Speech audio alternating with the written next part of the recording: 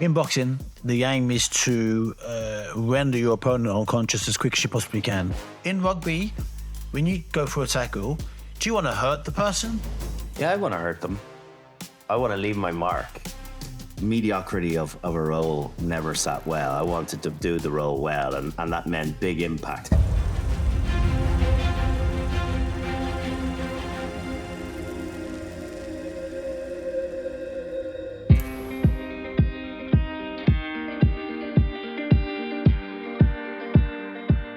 Welcome to another episode of Getting Back Up with me, Anthony Agogo. And this is the bit where I normally say I talk to amazing people with wonderful stories, people that have achieved great things in both their lives and careers, but only after suffering massive setback and adversity. And I've been thinking, today's guest, I don't know if I talk to amazing people or normal people that have done amazing things. Because today's guest, he done everything, pretty much everything in his career I think is amazing. But in his words, he's had a very normal life, very normal upbringing, normal family, and he did amazing things rather than the fact that he is amazing. Today's guest is none other than Brian O'Driscoll, the rugby icon, the legend, the Irish legend, the British and Irish Lions legend, Brian O'Driscoll. What a lovely, lovely man. You're going to love this podcast. I loved sitting with him and talking to him. I could have spoke to him for hours. Brian was one of the true greats of the game. He achieved pretty much everything there was to achieve as a rugby player. The interesting thing about Brian and Brian's career for me was that he didn't excel early on. He actually got cut from his school team. And he went on to have the amazing career that he had. In his own words, he said, we all get to our talent level at different ages. And for me, it's really inspiring to hear that Brian, he struggled early on. He didn't excel. Brian's one of the few players that sits above legendary status. There's a great quote from an Irish commentator. He said, they call him God, but I reckon he's a better player than that. Wow. Heralded as one of the greatest centres to ever play the game. Here are some of his stats. The leading Irish try scorer of all time, a Six Nations leading try scorer. At the time of his retirement, he was the most capped player in rugby union history.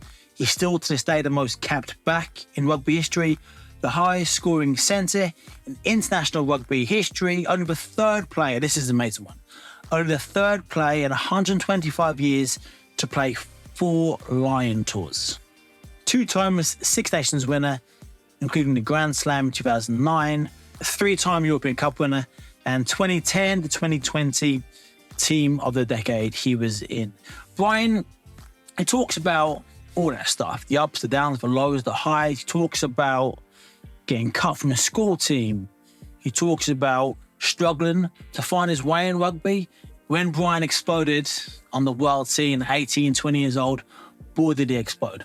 He talks about becoming a star the day he went to the Stade de France in Ireland, beat France for the first time in 28 years at the Stade de France. He scored 3 tries. He came back a hero to the Irish people. Now, if you know anything about Brian O'Driscoll, there's 2 questions that have followed him throughout his entire career. There's the spear tackle heard around the world and Brian getting dropped what would have been his last game on a Lions tour. Brian goes into detail about 2 massive adversities and setbacks. He talks about how it affected him then and now. What I really was encouraged by talking to Brian about things outside of rugby. Brian talks about suicide. Suicide is the #1 killer for men under the age of 50 in Britain and Ireland, and I think that is a shocking and horrific stat. Brian talks about his own experiences with one of his very good friends took his own life, and we talk about mental health, especially within men. We talk about athletes having to retire like I did, like he did, and the struggles around that. I really think you're going to love this conversation. He's a great, great man.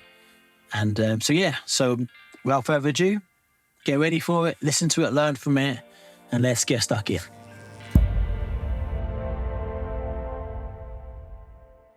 Brian, welcome to the podcast, mate. Thanks for jumping on today. Thanks for having me. I'm excited to chat.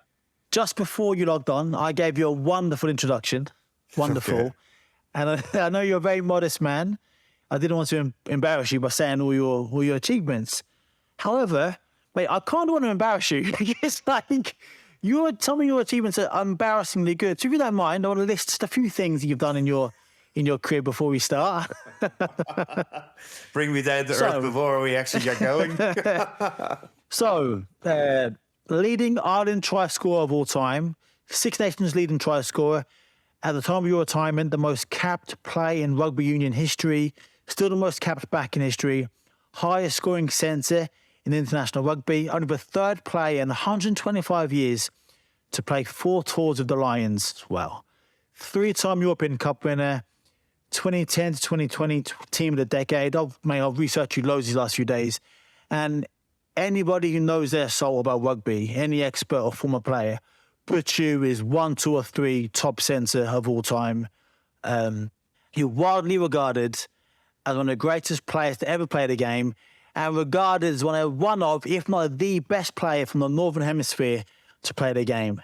And possibly, most importantly, you're the husband to the stunning and talented, beautiful actress, wife of yours, Amy Huberman, and the father of 3 wonderful kids. Mate, I do not feel worthy of talking to you today. I don't feel worthy. What hope is there for the rest of us? I actually thought you were going to completely take the piss out of me and bring me down with some of my not so wonderful moments. And the one that always springs to mind that I'm mortified with is I was going out with a girl in 2004 and she was on the panel for Ireland's Sexiest Man, and I actually beat Colin Farrell to Ireland's Sexiest Man in 2004. So I thought, actually, with all of those accolades, I was like, I'm going to soften his cough here now and go, how on God's earth did you agree to that? But it was of its time. I was young and immature, and anyway, and sexy. No, let's not beat around the bush. The thing is, like, come on, I look in the mirror too, you know. I can see what everyone else sees. So, like, you know, nepotism at its very best in that particular poll. But yeah, it's one that I kind of try as much as possible and take the piss before someone takes the piss out of me with it. No, not at all, mate. Not at all. I think you everything I've said, I've meant wholeheartedly. You are literally the word legend gets thrown around way too much in sport. You are every inch legend, mate, and I really mean that. So you grew up just outside Dublin, correct?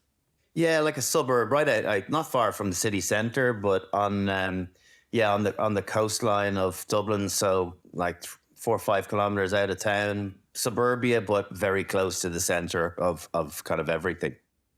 And both your parents were doctors? Yeah. GPs in the same practice. Yeah, yeah, they were. The brains didn't rub off on their offspring quite like they had themselves. Well, certainly not their son, maybe their daughters. But I shouldn't speak for my siblings like that and generalize the 3 of us in the same. But we had a great upbringing. You know, we're lucky. My parents had a practice together in Clontarf, a mile from where we grew up. And they were in practice together. They worked together. They were at home together. We were and remain a pretty tight knit unit, albeit we're all living in different parts of Dublin. But yeah, I had a great upbringing. What was it like growing up in the household? Like, both parents. You've got 2 sisters. 2 sisters, yeah. 2 sisters. What was it like growing up? The only boy in a loving household. It sounds like. Yeah, very normal. Obviously we were, pretty comfortable. I think people forget the 80s for everybody was a challenging time. My dad inherited his medical practice from his father.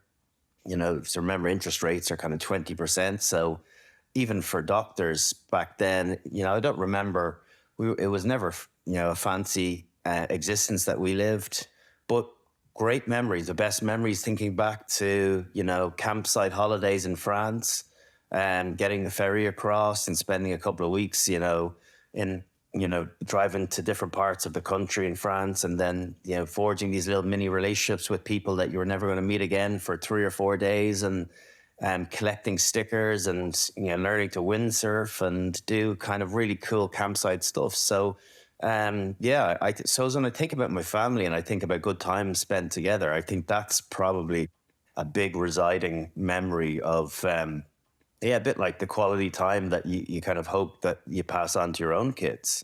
This podcast is brought to you in partnership with Ogogo Fitness. Ogogo Fitness is my brand new fitness app I'll be launching really soon. I've created this app so I truly want to help people. I believe everybody should have the right to exercise and be fit and be healthy. I brought this to the world to promote physical health and mental health. I've designed 60 preset 7-minute workouts ranging in difficulty from round 1, which is pretty easy, to round 12, which is really challenging. As well as that, I've got my personal workout builder. I've created 50 different exercises, and you have the choice to create your own playlist from the 50 different workouts, which gives you an option of over 80 million combinations of workouts. 80 million. So from your Ogogo Fitness app, you can literally choose from millions and millions and millions of workouts personalized for you and what you're training for. So head over to ogogofitness.com, register your interest, and be the first to know when Ogogo Fitness is launching. You went to Blackwell College, and that's where the rugby obsession came from?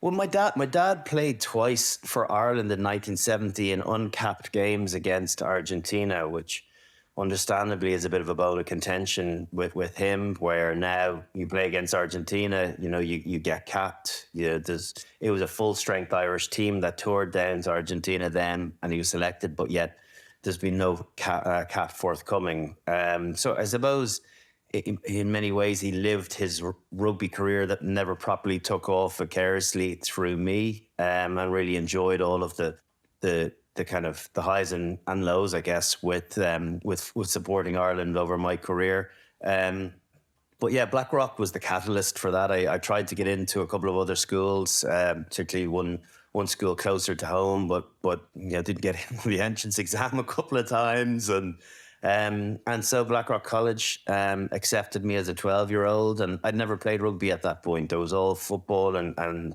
Gaelic football, so it was new to me, and everyone in the school played it. It was kind of an obsession in the school, probably more so than it is now, but it was a rugby focused school, and so yeah, an immediate way of making friends was about playing rugby, and pretty quickly I was of a reasonable standard without really excelling in the early years.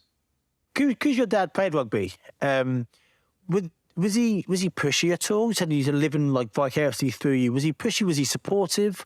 Was like a nice balance? He was supportive. Yeah, he was supportive. Okay. Yeah, he was one thing. He was a very, very loud father on the touchlines, and embarrassingly loud. Too loud. Yeah, I was like, Dad, can you not be the second loudest, Dad? Whenever about being vocal, just be the second loudest. So yeah, I used to get the mickey taken out of me, but it was always enthusiastic. It was never negativity, and he shared it around. It wasn't only for me. It was about the teams that we were involved in, different individuals.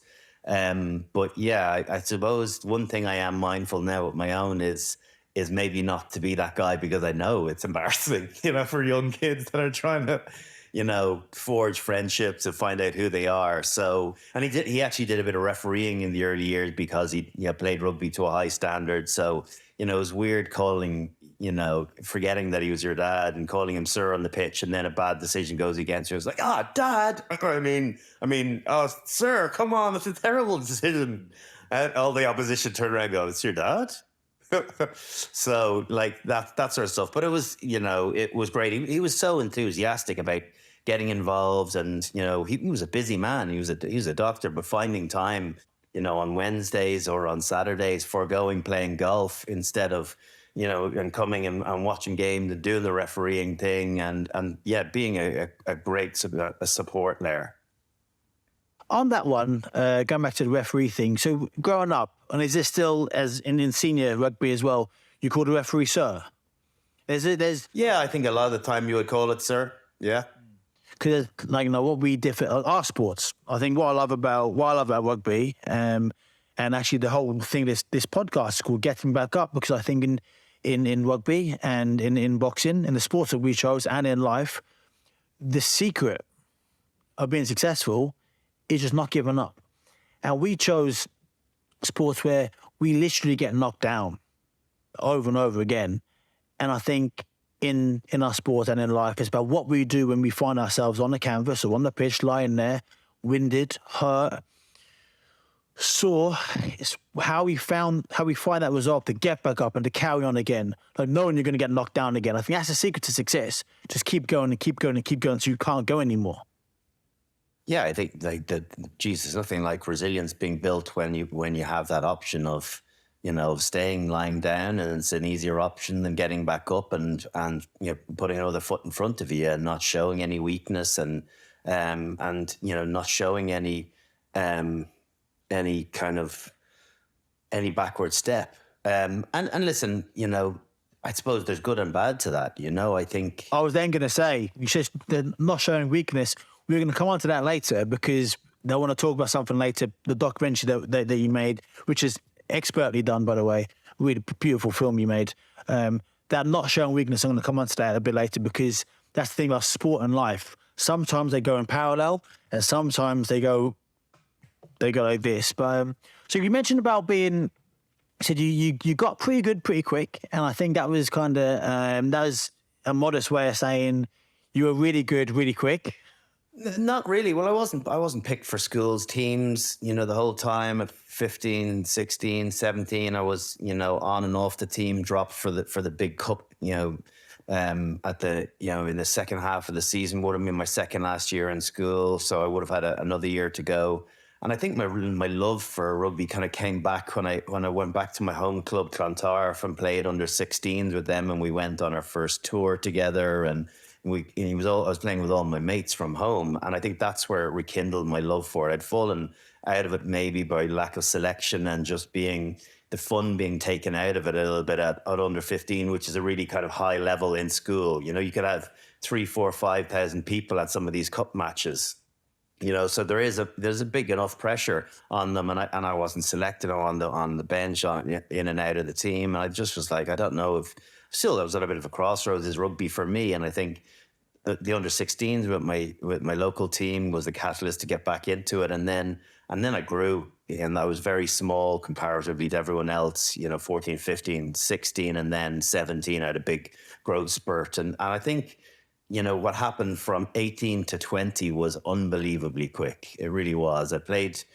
I was a starter and one of the probably main players for my school team. I played for my provincial team in Leinster. I played Irish schools, and I think with that just came a lot more confidence. But I wasn't destined for any form of stardom as a schoolboy. I was a bit of an also ran. You couldn't have necessarily picked me out of a bunch and gone, definitely there's a future professional career or Irish rugby career in that guy for definitely. I don't think he could have done that under 18. Really? And so like the speed at which that progression from leaving school and then playing under 19s, and we had a really good under 19s tournament in France, and then you won the World Cup. And listen, I have to caveat that by saying there was no New Zealand and Australia in it at the time. We did beat South Africa on the way. We beat Argentina. We beat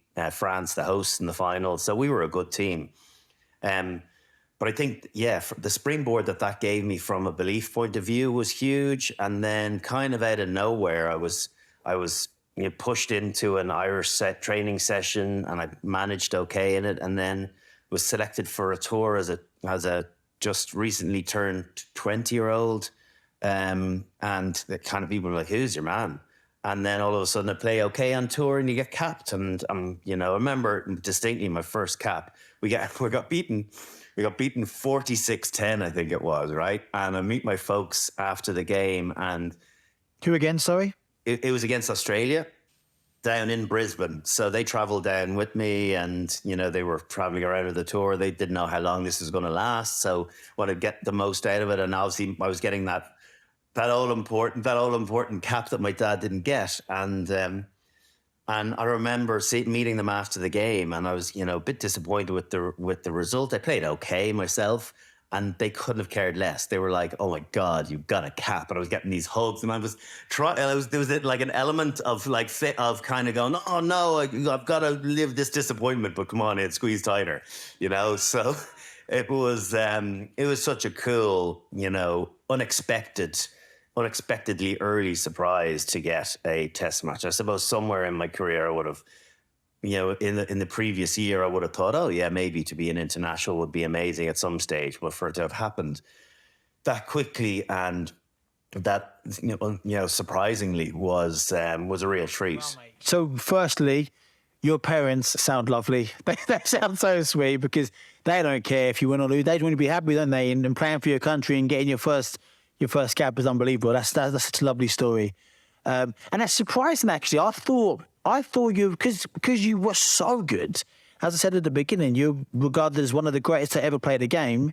I'd have just presumed that, like, you stood out from the very beginning. It's actually really quite interesting and quite inspiring to hear that you didn't stand out immediately. And listen, I know that the stories about me not being picked at school are told, you know, and I've been told for the last 25, 30 years, you know, in schools around the country where, you know, we do all get to our talent level at different times and at different junctures. And sometimes you have to be a bit more patient, and others get their opportunity, you know, before their time. It's just a matter of how they take it. So announcing yourself on the world stage, Stade de France 2000, Six Nations against France. You hadn't beaten them in 28 years at their place.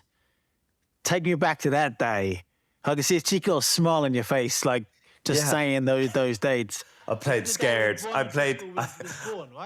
Yeah. It was. Do you know what? This really changed, I think, my career and my life. That 80 minutes. I'd probably had maybe 8 or 9 caps at that stage. We'd had a disastrous World Cup that I'd gotten capped just beforehand. We kind of fell out and limped out of the World Cup. And so we were still no great shakes. And it was that Six Nations that new players were kind of catapulted into the team. And one of the games was France. And yeah, we nearly beat them 2 years previously. So everyone was like, oh, we were always trashing France. It was really close. So it felt as though, you know, there was something coming. But yeah, you play scared and you stay in the game in France. One thing I've learned, you know, What do you mean play scared? What do you mean play? You have to play, like, if, you know, to be worried. Worried has you sharp, right? If you're comfortable and happy and think everything's going to be okay, human instinct and your subconscious has you relaxed and off the beat. So I think that nervous energy about, you know, heightened anticipation, I think really does often serve you really well, provided you get the balance of not using it all up before the game, you know? Yeah, so you say that, mate. I boxed in Beijing in 2007 at the Beijing Olympic test event, and I got that nervous energy balance incorrectly, and I boxed this French lad, and I was dreadful. I lost 28, 29, 26, it was a close fight, and he went on to win a bronze in Beijing the next year. Had I beaten him, I would have went to the qualifier the next month and qualified and done really well. And I let that nervous energy eat me up. And it was horrible because I was super fit, super strong, super fast. The bell went for round 1 and I just felt I had nothing left. And that was when I learned this nervous energy you talk about. There's definitely there's a fine balance. Too much, you shoot your load too early. Not enough, you get too lackadaisical. So yeah, and hearing you had you on that? Had you played out the fight in your head? A million times. See, I was never one for that, you know, and that there's guys that always carried that and had played it through the week. I was a real live in the moment, trained in the moment. And yes, I thought about it, but I didn't obsess over it. I just tried to let my instinct take over as much as I possibly could. I did, of course, do all my analysis and I had myself well prepped to know what was coming at me. But it wasn't like I played it over time and again and tried to, you know, work out every scenario. I went with the flow and tried to trust my gut a lot of the time. And people, you know, that I played with would have thought I was kind of nonplussed about playing test matches, that I was a bit giddy and a bit excited and a bit relaxed about it. Of course, I had internal tension, but my external demeanor was definitely to be relaxed. Traveling to the game on police escort on your bus. I'd be chatting and having a laugh with guys and enjoying the seriousness of others and trying to get a bit of fun out of them, because that was what worked for me. Maybe it didn't work for them, but I needed someone to kind of bounce off, to be able to just not be obsessed about this game and play it and exhaust myself in the thought process. So I think it is a fine balance. And if you are that way inclined to understand that you have to have coping mechanisms to be able to disconnect yourself from absorbing all of that energy. After that incident in Beijing, I began reading on the way to the venue, and I'd read a book. And I'd read a book, and I would not retain anything I read but I'll do something to distract me from to keep me in the moment rather than think about the fight. Because like you said, by that point, all the work is done, all the prep is done. You're not going to become a better boxer in the 2 or 3 hours on the way to the venue. So I'd keep myself in the present moment by reading. So going back to Stade France 2000, I want to see that smile come back. The day when Bronner Drissel became a star. Tell me about it. Yeah, listen, the first couple of tries were kind of put on a plate for me. Particularly the first one, I fell over the line. The second one, I ran a decent support line and I got a good offload. The third one was a decent try. You're so modest, man. You're so modest. It was. I actually, when you're asked about games that you've played really well over the course of your career, I would say that game was probably one of my best, but not because of the 3 tries. I think consistently my performance over the course of the game, making breaks, making tackles, making good decisions, was actually the most complete 80 minutes that I've had. Take the tries out of it, and then but everyone only sees that. Everyone only sees the 3 scores. Listen, don't get me wrong; they're important, and we stay in the game on the back of them. But that wasn't kind of the be all and end all to my feel good factor around that game. It felt as though it was. I thought if I could. That was the first real time in international rugby that I thought, if I can perform like this on an international stage against a great team in their backyard, well, maybe I belong here. Maybe I can get rid of any imposter syndrome that I would have felt maybe in some of my early caps. And then you kind of go, okay, I can do this, and I'm causing them problems. And not as much the other way around. Now, listen, you go peaks and troughs of that stuff, but sometimes it's confidence around believing, having belief in your ability and your talent, and confidence needs reinforcement. It comes and goes, and you need to constantly redefine, what it is you do well, and then when it does, then you try and ride that wave for as long as you possibly can. So you mentioned earlier, like when you won the World Cup, and it's that belief by winning something made you realize, you could actually do this. And I was the same. I won the Junior Olympics in America when I was 15, and I was on a plane flying home from Texas, and I thought, I'm a Junior Olympic champion. I've got a big trophy in my bag. I could barely fit in for winning the best boxer tournament. And I thought, and at the time I trained twice a week at my local club, and occasionally for England in Crystal Palace. And now it's confidence made me think, I could do this. And that reinforcement of what you spoke about, it's so important, isn't it? It's so important. And it's amazing to hear you say that. It really is. Did you know the effect, when you came back to Ireland, you stepped off the plane, you were a star? Did you think that was going to happen? What drove you? No. I'm just recently, I would have been 21, the month previously. I'm still just a kid living at home and I'm just having a great time. I had a big night on the night of the game, and so I'm a bit worse for wear the next day. And when I arrive back in, all these TV camera crews, and I'm being asked questions that I wouldn't have the answers to at the best of times. Throw in, God knows how many drinks on top of it, and my brain mushed. I was like, oh my God, I don't know how to deal with this.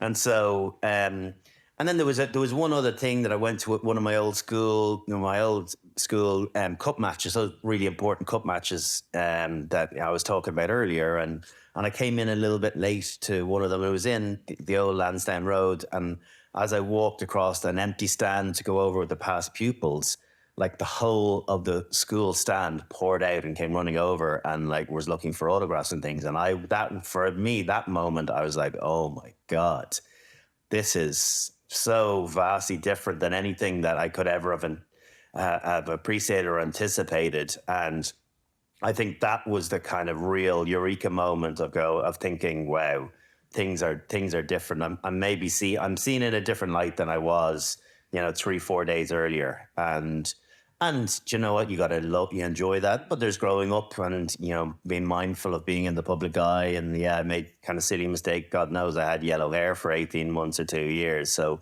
you grow up. I wasn't going to mention that. I made a note. I wasn't going to mention that. I've got a checklist of all the crap stuff here too. So if you're not going to call it, I'm going to call it, right? Can I just talk on that? The funny thing about the blonde hair, if you would want to call it blonde, it was at that time where I'd kind of missed my 20s and missed all the early 20s, and all my pals were going off to American summer and doing all the parties and everything, and I kind of felt as though you're a bit regimented in what you could and couldn't do, and we had to be here and wear this and do that. And that was my 2 fingers up to the authorities to be able to go, do you know what? You can't control my hair. I can do what I want. And I almost nearly enjoyed their annoyance at the Ireland captain at the time having this appalling hair. Like, if only I could have, my 10 years older, look back. I get asked, what would you tell your young self? I'd be like, don't have yellow hair. Okay, but that was your William Wallace moment. I like that. You can have this, but you can't take my yellow hair. The thing is, there was different versions of it. So, like, actually, there was one in the 03 World Cup that I saw some footage, and I had a bit of a tan down there as well. It'll shock you to think that this skin can actually tan up a bit, but it can. But I actually it was a really good shade, and it looked as though it was more sun in, rather than going and getting highlights. Anyway, then it got progressively worse and worse and worse, and I chased that sun in look and never caught it again. Chasing the dragon. Never correct. Never caught it again. Oh, goodness. This podcast is all about getting back up and attacking adversity. From now on looking in, up to 21, scoring a hat-trick in France, it looked like kind of things were kind of going really well for you. Like when was the first time something like went bad and it got hard and it got tough? Because when you've had the massive heights you've had, it's only natural to have huge lows as well. Yeah, but like also the Irish team at that time were massively inconsistent. I captained the team for the first time in 2002, and we happened to beat Australia for the first time in 30 years in what was one of the most uninspiring international matches I've ever played in. Pissed out of the heavens, and literally we were just less bad than them. And then we actually played pretty well the following year in the Six Nations and had a Grand Slam game against England in Lansdowne Road, and that was a big moment. There was, I don't know if you would have read this stuff where Martin Johnson took no backward step, and there was a red carpet out, and they were aligned on our side, and so I kind of, for the first time, I had to make a snapshot decision as a captain as to what we were going to do. Because some of my teammates were like, they're standing on our side, they're disrespecting us. I was like, I didn't even know we had a side. And this is for the anthems, they lined up for our president to come out and greet us. Anyway, so I said, okay, I can go in, stand in behind Martin Johnson and be dwarfed while no one will see me. I could stand in front of him and maybe get a dig in the head, or we can walk to the edge of the red carpet and get our president's shoes dirty. And so I decided to go for that option. And so much was made of it, the disrespect of Martin Johnson. I respected him massively for not taking any backward step. They just come off the back of 3 Six Nations, losing the final game and losing the Grand Slam in 3 consecutive years. So they had nowhere to go if they lost this game. Anyway, they went out and beat us out the gate that day. And so, I know we're talking about adversity, was trying to make decisions on the hoof when you're a young captain and you don't really know the right thing to do, and you're trying to go with your gut and trying to understand, and discover, even who you are and what sort of leader you are, and you're trying to take different traits from different leaders that you've appreciated over the course of your early years, even going back to school captains. And so, yeah, there's those small snapshot moments over the course of your early captaincy that you kind of go, I hope I'm doing this okay. I hope this is palatable by all those teammates. But for me, at the core of everything, the thing about my leadership was that I always knew whatever I lacked at being a good orator, I always tried to make up for it and try to be the best player at training every single day. Try to be the best player. Try to impress and gain respect that way, and then be the best player on a Saturday as well. And that was the foundation of what I built my leadership on, was try to be the best performer and just leading by example. And that meant, getting stuck in as much as enjoying the kind of fast, hard ground ball playing stuff. But I really enjoyed the kind of more physical defensive side of the game, because maybe there wasn't an expectation of a smaller guy to go and do that. But I found that a real challenge that I look forward to trying to get one over on. I had a whole section on leadership because that's something that impresses me the most. I'm fascinated about, as I said, you as the man rather than you as a rugby player. And you've just basically said everything I was going to say in that one very succinct, well-explained paragraph. I'll give you one quick story. Remember, because I was working out who I was going to be as a leader, and so I'm back wearing glasses the last week, but I wore glasses for the first 25 years of my life, and so I remember the first ever captaincy speech that I gave. I was petrified, absolutely petrified. We used to have these big black tie dinners. Anyway, the comms team handed me my speech, and I went up and I put my glasses on, and they were like thick milk bottle, glasses, right? And I read this speech out, and I could only describe it as reading it as if English was my second or possibly my third language. Right? It was Finger on the word. Beyond embarrassing, literally stuttering on words. And oh God, I'm kind of dying inside thinking about it. How many years later? Geez, 20 years later, right? So I remember going down, I got this really embarrassing, not almost patronizing, well done, that was really good, from my table. And I thought to myself, if I'm going to do this captaincy, I've got to do it my own way. And sometimes you need those lessons about embarrassing yourself to find that doesn't work for me, and that's definitely not going to work for everyone. So the next speech I went up, I was like, I'm not taking anyone's speech, I'm doing it my way. So when I spoke to a few people, I got Brian on my podcast. I've had two questions. Ask him this, ask him that. Ask him this, ask him that. But the adversity, there's two major bits of adversity that out for people looking in.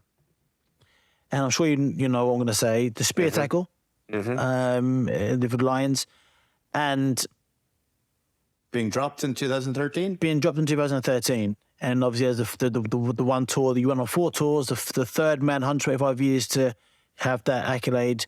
And then you unfortunately lost the first 3 tours. You won the 4th tour, but the deciding game, you were dropped for that. Talk to me about that. It must be heartbreaking, mate. Just soul destroying. That's huge adversity. How did you come back from that? I think at the time, yeah, it is. I think So the first one, the spear tackle, is the question that I've been asked most in the last 18 years, understandably. And yeah, I think lots of different factors. I think the manner in which it was dealt with. Probably I should have been gone off the tour the next day. It dragged on with me staying on tour. So I think lots of factors worked against it, being put to bed an awful lot earlier. But do you think you did the right thing by staying and cheering the boys on? No, I didn't. No. Really? No, I 100% the wrong thing. Actually, in the next tour, I got injured after the second test and went home a day or 2 later, where I was like, there's no place on tour for an injured player. Irrespective of captain or otherwise, just so you're not adding any value. You've got a completely different mindset. What are you actually bringing to the environment? It's so hard to say as connected into something when you're not kidding out, even for training. You're not even like there's whatever about not playing, not even going training, and not putting up being bag holders, or putting up a defense against to prepare the team for for the next game. And that was the thing in 2013. I think was the most challenging part. Obviously, the disappointment of not being selected, first time in my career I'd ever been dropped, and then knowing that I wouldn't have another Lions game. And I suppose it was a relief that we did win the series, of course, that superseded everything. But I didn't feel a part of that series win like I would have even if I'd played 2 minutes, even if you've been kidded and in the subs, or, had 30 seconds, at least you'd feel as though you had a part to play, a very small part at that. But when you're in the stands, the reality is, you might be part of the squad, but the feeling is different. And people that don't get that just don't appreciate the energy of professional sport, that you have to be a contributor to genuinely feel part of something. But it was important for me to kind of put on a kind of a brave face and not allow my disappointment to kind of be a thing. And so I tried to make sure that I trained as well as I could that final week. There was no going out on the piss. There was no, kind of getting in a hump, getting annoyed or showing a negative side. I tried to actually, do more analysis with the guys that were selected. I think the hardest part I found was I came down for training on the Friday before the test match, and it said on our whiteboard, non-23 are not needed at training today. And I was like, oh my God, they don't even want me to be a bag holder. I think that was the hardest part of it all. I even brought my gum shield to the game in case one of the lads pulled up with an injury beforehand. I said, I can borrow everything else, but I can't borrow a gum shield. But they came through, and record victory against Australia, and it was the result that you would have hoped for, but you would have hoped to be part of it, and so it was a great disappointment, but significantly lessened in the last 10 years, because 10 years does that. But it is a healer, right? For the first 6 or 9 months, definitely I carried an element, the disappointment around it. I did an interview with a pal of mine, and I let my guard down because he was a pal afterwards, and I kind of asked me a couple of leading questions. Do you resent Warren Gatland? And I probably should have straight batted them, and I probably was indulged a bit too much, and I maybe then I let myself down a little bit because I was a bit too honest. But you don't have a lot of love for someone that's not selected you, that has gone with somebody else. And people are like, oh, it's not about you. It doesn't, I'm not being asked, would I prefer us to have lost? It's not what I've been asked. It's a very personal thing about being included in something or not. It's nothing to do with, I was not trying to make, the story about myself. I was asked a specific question about how I felt, and you're just answering that honestly. But people don't get that. In boxing, the aim is to render your opponent unconscious as quick as you possibly can. It's to hurt your opponent, to break his ribs, to smash his will, so you win the fight. You want to hurt your opponent. In rugby, when you go for a tackle, do you want to hurt the person? Do you want to hurt them? Do you want to what's the mentality when you go? And again, yourself, 14 stone, going against a man 16 and a half stone. What's your mentality when you want to hit him as hard as you possibly can? Yeah, I want to hurt them. Yeah. I want to leave my mark. I want them to know that there was a big shot, that I didn't just kind of do my, mediocrity of a role never sat well. I wanted to do the role well, and that meant big impact. I didn't necessarily go out to hurt people. I went out to make positive collisions. And positive collisions, more often than not, if I could get them, and if I could preempt someone seeing a tackle coming, or if I could move with the ball in hand and catch someone off guard, carrying into contact, positive collision meant, it was a byproduct of that was that someone got hurt, but I was okay with that. That was ultimately at the core of what you were trying to do. I'm not trying to get people off the field, but I want people to know that I've left my mark on them. That was definitely a big component of what you were doing, be it, you know, in attack or particularly defense. And again, I go back to the defensive side of things because, yeah, I'd have been about 15 stone towards the end of my career, like comparatively to some of the units I would have played against, really 21, 22 stone guys. You know, you really want to get your timing right. You want to make sure that you catch them when their eye line is off. Yeah, you need to preempt certain aspects to make sure that you can at least make a neutral tackle, or if you're going to make a positive impact or get a positive outcome, then you've got to be ahead of the game. I'd love to talk about the documentary because, as I said earlier, like what you made, I thought was a really like magical piece of TV. So you came to my house last year, I think it was, and we spoke about. Oh, you tell me about After the War, BT Sport After the War. What was that about? I think it was about like after the roar of professional sport in men. We focused on because of the crisis in men's mental health under 50. You know, it's the biggest killer in men under 50, which is a frightening statistic. Unbelievably shocking. And our unwillingness as a gender to talk about our feelings, to express ourselves, to bottle things up. And I suppose I saw my own experience coming out of professional sport and the journey that I kind of went on for the first 5 or 6 years to then get to a point of comfort of being able to verbalize that and express myself and try and find a commonality with the likes of you and AP McCoy and Gareth Southgate and some of the contributors, Johnny Bairstow, some of these contributors that, you know, that had very similar feelings.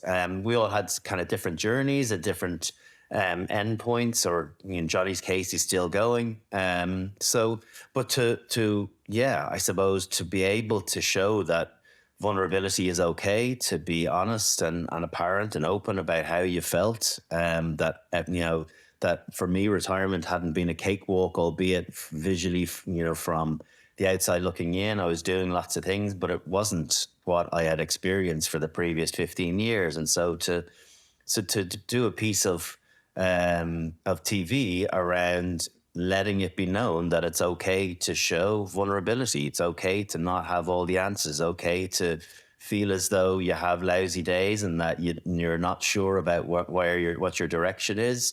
And I think by hearing people that have achieved very high things talking about those aspects, I think people are able to resonate at home. Lots of people, you know, ex-sports men and women contacting me, but more importantly, you know, men on the street, people that have gone through transitions, through loss of a loved one or loss of a career or a breakup of a relationship or uncertainty, for them to kind of feel as though they had a commonality with our emotions and our experience there's a comfort that comes with that. I certainly got a comfort in talking to you guys and feeling I wasn't this lunatic out there that was just feeling these emotions on his own. And I think sometimes, and you look at the likes of AP McCoy, who's achieved everything, like no one, certainly not in our lifetime, will ever come close to matching what he's done.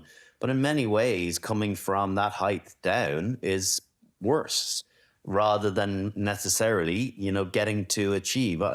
It's subjective, I suppose, depending on your circumstance, but that landing is it's further to fall. So it's and it's subsequently I've talked to, you know, a number of kind of very high profile rugby players that have retired in the last, you know, 3-4 years, and all of them have felt the same emotion. Even guys that have won World Cups, have achieved everything in the game. It's just not the same. But I think everyone has to go through that mourning period, and I was only able to do it when I kind of came out the other side of I'd say a fog or a haze, but just an understanding that, you know, separation from the game allowed me to get a better perspective as to where I was. Time heals, and takes time it is, for sure. Takes time to. What's your take on?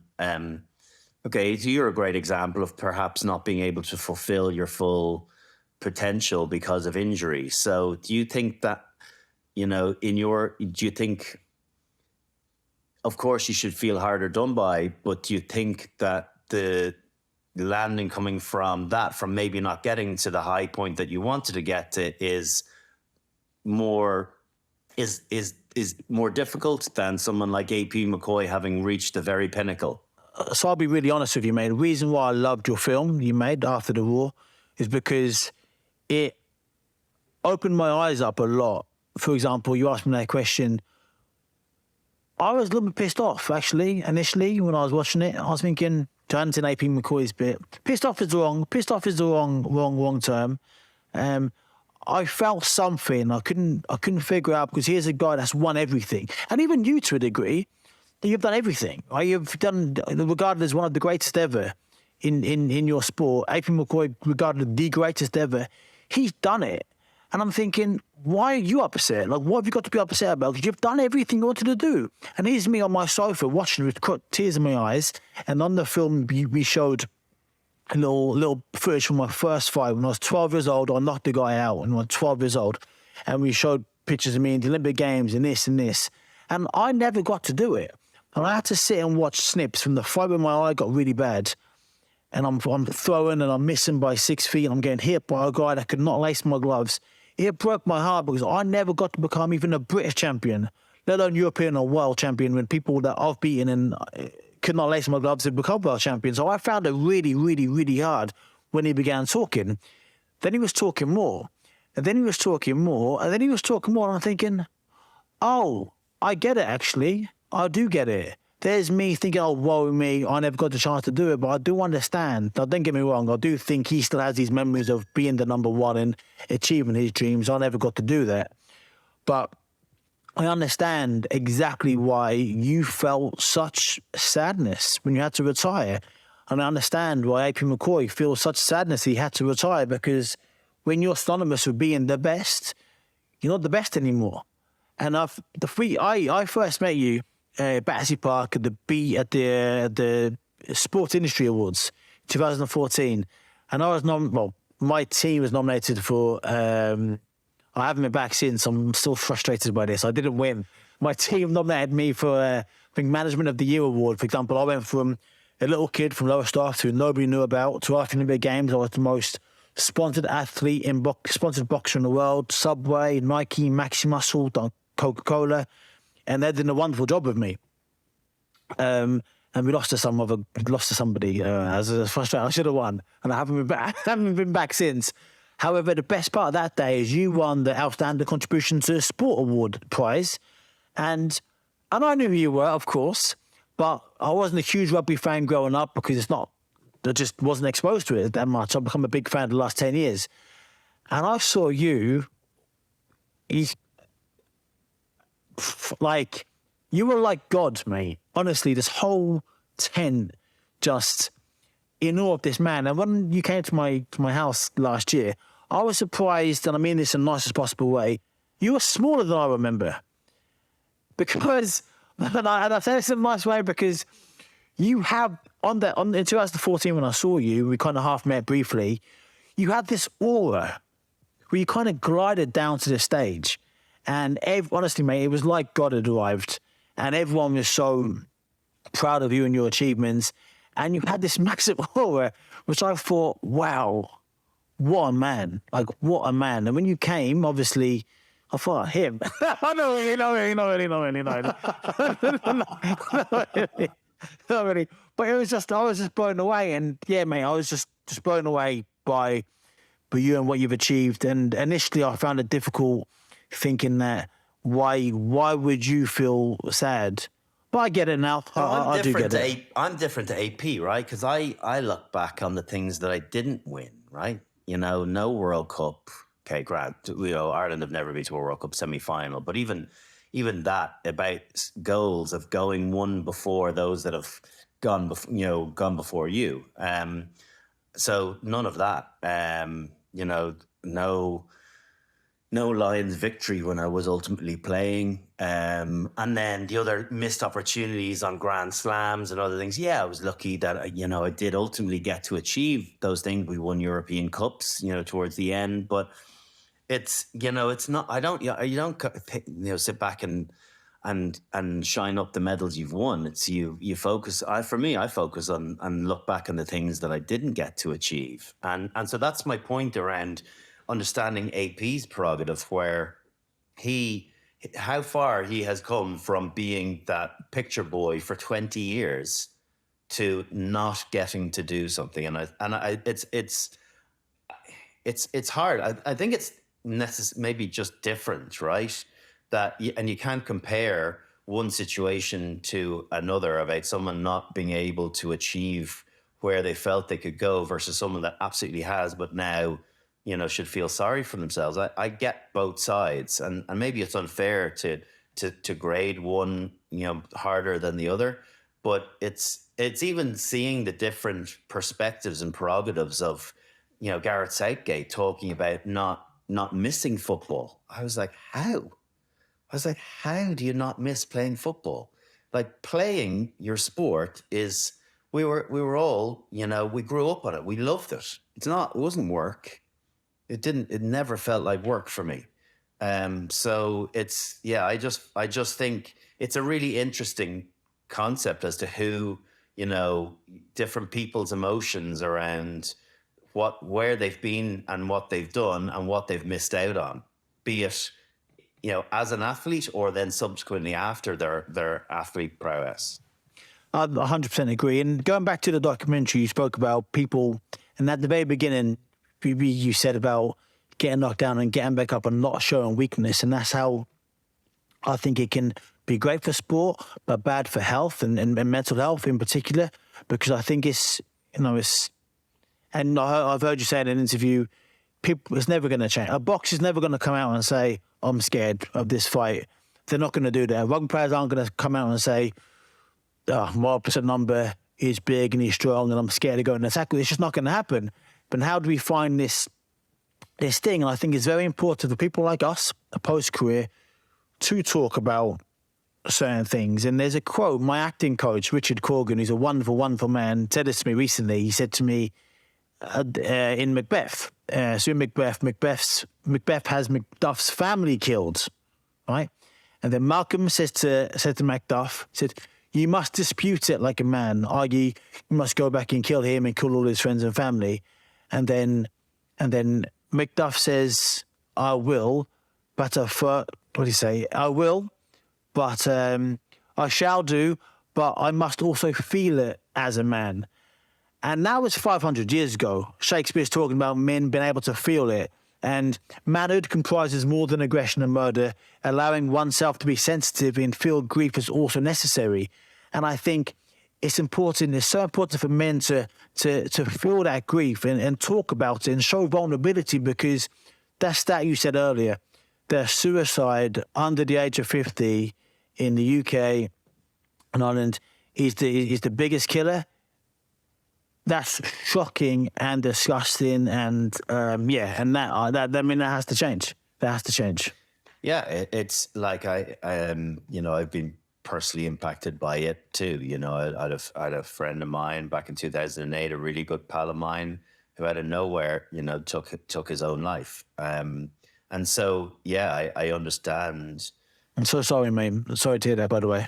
Yeah, and listen, and it's funny. I kind of haven't really talked about it that much over the course of last. Well, the last thing I wanted to be was a spokesperson for his family, and while they're grieving, and so I never talked about it. But I think in situations where you never saw it coming, he was the life and soul of every party. He was literally the go-to guy. If you want to have a good time, have a laugh, he was your guy, and never even a chink in the armory of negativity. And I think that's what made it all.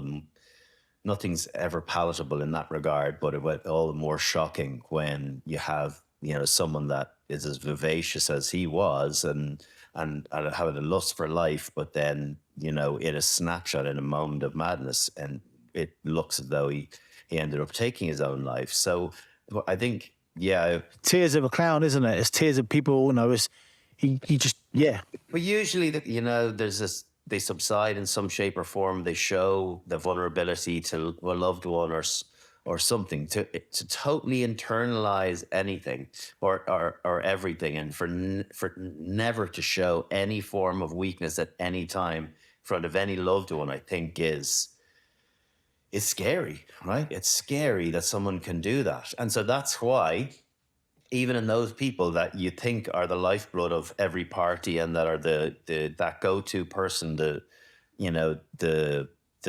life and soul, they have to be asked. They have to, you have to get closer to them. You have to genuinely ask them, and sometimes ask them a few times, everything okay? How are you doing? And show a compassion and an empathy for even the smallest stuff, because sometimes it can be the smallest things that trigger these, crazy thoughts, and so a bit of discussion, a bit of conversation, a bit of communication between close friends to show that you are empathetic, that you are in a position to be able to help out. And you know what? Maybe you give some of yourself to that individual as well, and it works vice versa.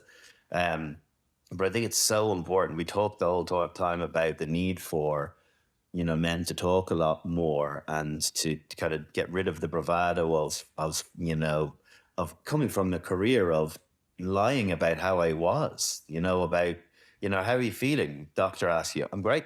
I'm 75%, but I don't want to miss out the jersey at the weekend. I'll be fine. Adrenaline will get me to 85%. And my 85% is good enough. And so constantly convincing yourself, and then all of a sudden you leave that.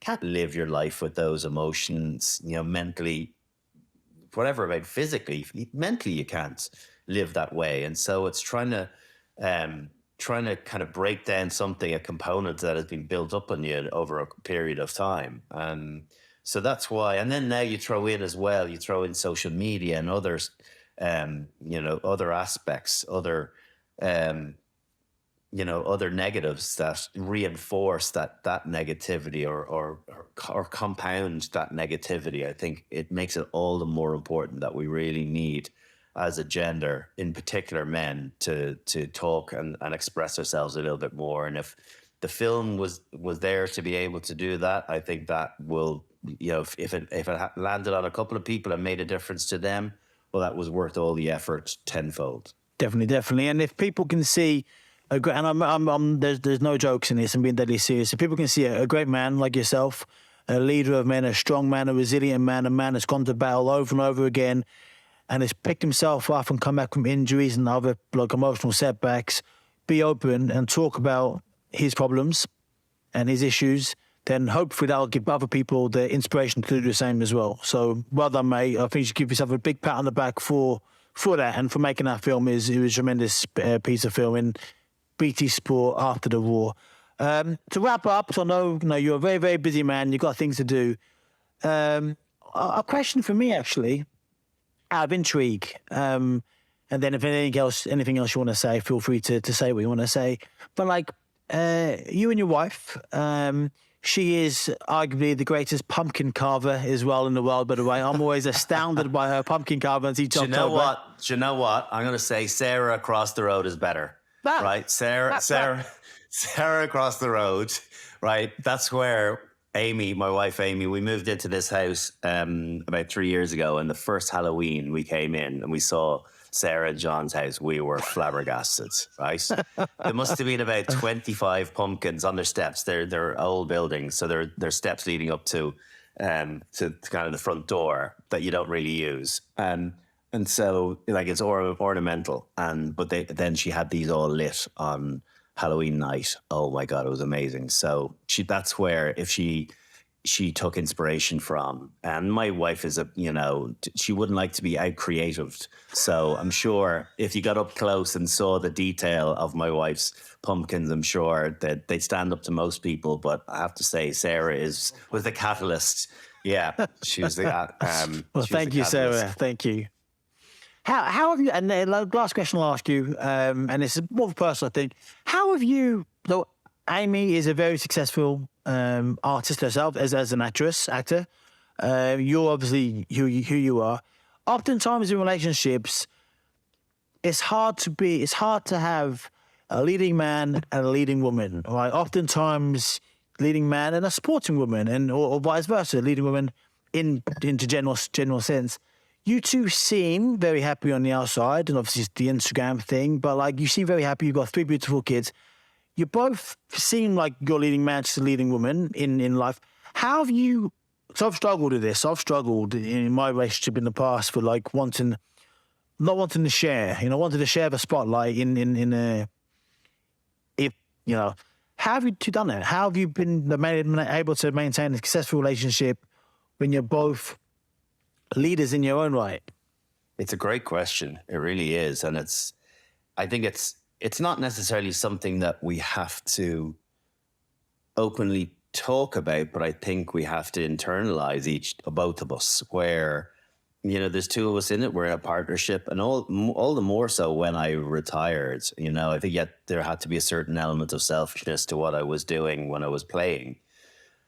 But then when I finished up, I think it was so important that my missus had a really good crack at what she was doing. Her career was on the up. And so there's massive balancing to be done. And there's finding common ground, and what's the best word for it? Trying to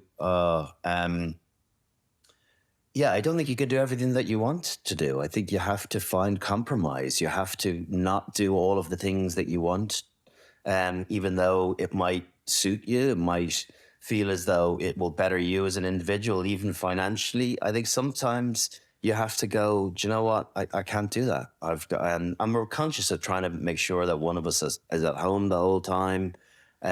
This week, she's been off filming all week, and so I've had to pull the handbrake up a little bit on some work stuff to make sure that I'm around to get my kids off to school and cook dinners when they come home, and doing homework and all of that stuff that she does an awful lot of the time too. So I think it's trying to find a happy medium. We're lucky that we get on really well, and we take the absolute piss out of one another. And I think that is a big component. I saw her say this in an interview recently, that a big part of our relationship is taking the piss out of one another. And I would completely agree with that. But I think sometimes, the ego in you does want to be able to go and do what you want to do yourself, and completely, have the other person, you be the 75 and the other person the 25. But that's not how a good partnership works. That's not how a good marriage works. I think sometimes you have to take the hit on your side to allow the other person to prosper and enhance themselves and do their thing. And I think you don't always nail the balance of that. There's, one or other of us gets frustrated one way or another, but I think it's understanding that and having an appreciation for that. And that's not to say over the course of particularly the last 8 years and the first 4 or 5 years of my retirement, I would say I was challenging. I'm not saying it was a bed of roses, far from it. It was really challenging for her, particularly, I'd say at times, as I was coming to deal with my next iteration of who I was trying to discover that. And I think that, makes her an incredibly patient person, and someone that has a huge amount of empathy. And she's more empathy than I do. I'm working on mine. But I think it's a work in progress always. But it's a really good question, because you're right. I think, where you're very passionate about your careers, and you get so much from it, and you need to drive at 100 miles an hour, and you need to fully focus on yourself. But in a kind of a union, that's not allowed. You're never going to fully necessarily achieve everything you want to, if you want to have a successful marriage, if you want to have a successful relationship. So at times you have to pull the handbrake up, and you got to do things that, you don't want to do. I was on a Zoom call yesterday. I had to turn the camera off because I had to change a shitty nappy on the babies. I was on mute, and then camera. Let me just say, it was your babies. It wasn't yours. It wasn't my wife's. It wasn't my wife's. No, she got out of them last year. No, so so I'm like that, and I'm kind of laughing to myself. I'm listening away, and there's that all going on, but like everyone's doing that. But yet, I don't know, I'm trying not to be impatient. I'm trying not to be stressed at not being able to do all the things that I know need doing while she's away, and to make sure we're really lucky. We've got a really great childminder that lives in with us as well. So, I'm not, if this isn't little violins coming out here, but you want to be your parent too. I don't want my kids to be brought up by the childminder. I still want to be the focal point and the main person and the go-to. So, but it is difficult at times trying to strike the balance. And I don't think we'll ever have the perfect answer to it, but compromise is such a huge component in kind of the successes of two people that are very career orientated as well as, enjoy their family life. Well, that for me, listen, that was pretty much a perfect answer. Something I wish I'd have heard a few years ago, especially when I retired from my career, because when I retired from boxing, I've been nothing short of a pain in the ass to be around. And yeah, that was great advice. Why did you tell me that in 2019? I don't even know if I had it then. Listen, and I'm retired 8 years, and I would say, I'd say in the last 3 years in particular, our relationship has gone to another level, because I think there's understanding and knowing what that give and take is, and trying to find the commonality that works for both of us to strike the balance, and then even learning more about one another. If I am away an awful lot, to make sure that then if I'm working weekends, to make sure I'm locking stuff in and going out for lunch together and having dinner together and watching a series at the end of the day, even if your days are jammed and you've got a lot on your plate and you need to work at night.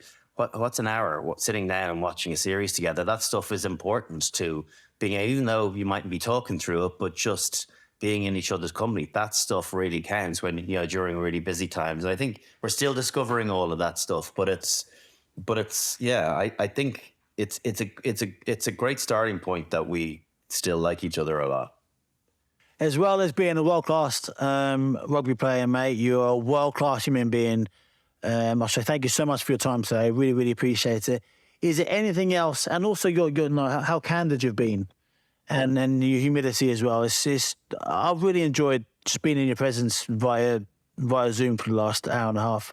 I really enjoyed our time. I'm looking forward to getting a lift in that gym of yours at some point and getting 100%. absolutely punished. But no, but I think it's really important to talk about this stuff, about the freedom, about not everything not being 100% perfect. No one does. Those that say they are bullshitters. So it's about trying to find, the next version of that, what it might look like. I know that there's two. I know that you work on kind of quotes from people. There's two that I work from. One now and one as a player. And the player one is easy, and I touched on a little bit from a captaincy point of view. A piece of advice that I got from early on is you can't expect to turn it on a Saturday afternoon if you don't do it during the week. So for me, it was as train as you're going to play. I was in. There was I found it very difficult doing kind of 20% contact or 30% contact, or it was because I was like, I needed to prep myself for how it was going to be on a Saturday afternoon. Because if I was training with that level of intensity, then you add the adrenaline and the big day, atmosphere and everything, that's another 10% that you're going to get anyway. So your natural performance is going to be elevated, but don't train at 90% and expect that to come. So for me, it was about training with so much competitiveness and ferocity. And then the second one I got from a fitness coach that's actually still working with the Irish rugby team at the moment, a guy called Jason Cowman. And you talk about, disappointment of leaving a career and going into something else that maybe doesn't have the same impact. But he said to me, one thing to try and live by is to always feel that your best years are ahead of you. If you think and dwell that your best years are behind you, well, you'll believe that because you don't know what's coming. And if you live life with an open mind and with an appreciation for what's going on around you and some of the small stuff, which I definitely have more of an enjoyment in seeing all the firsts with my toddler and seeing my my kids enjoy all of that stuff like that, that's real living. And so for me, trying to capture and enjoy that, that you don't have to compare it to the big victories against England or against other teams, but it's significant. And I think if you got to be open-minded that things will be good, and that positivity will generate more positivity.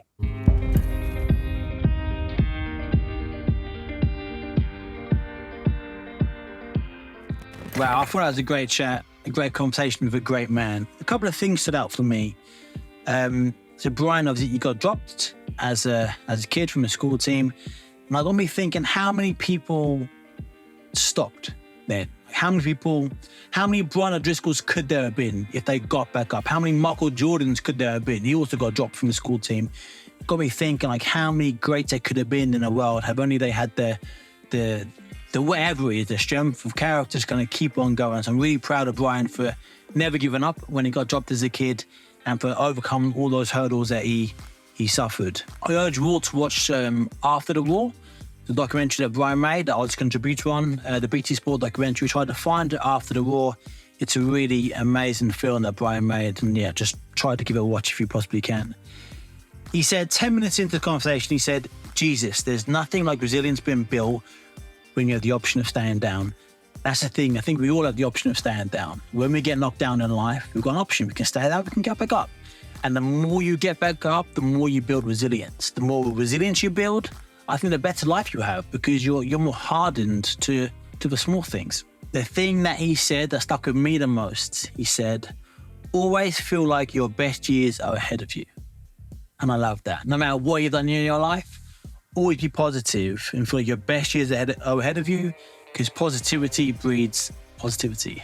Brian, thank you so much again, mate, for coming on the podcast. You are a true legend.